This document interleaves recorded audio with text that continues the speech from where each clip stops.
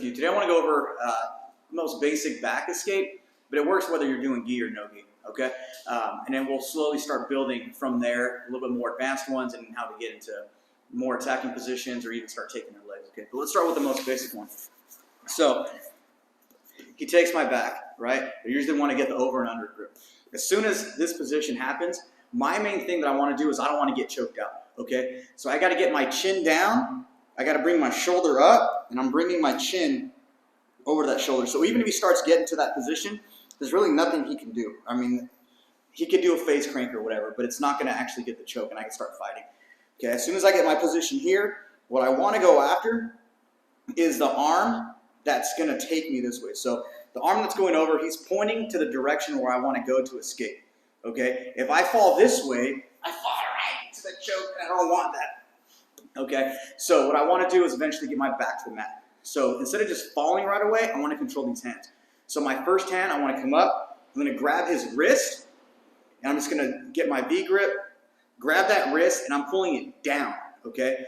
My other hand, that's not doing anything, I'm either going to grab down on the forearm, on the inside of the forearm to bring it down, or up towards that bicep, in between the bicep and the elbow, and pull it down the same way so he can't just choke.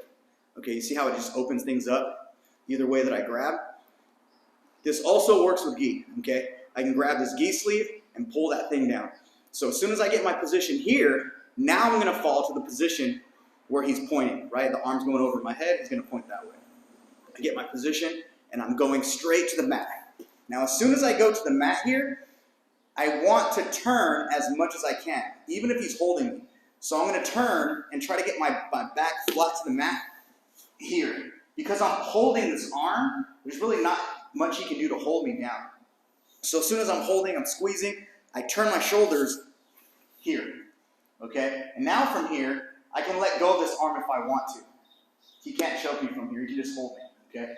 Now all I'm gonna do from here is slowly and efficiently move my hips away. Even if he's holding on here, I'm holding on to this arm, I get my back to the mat,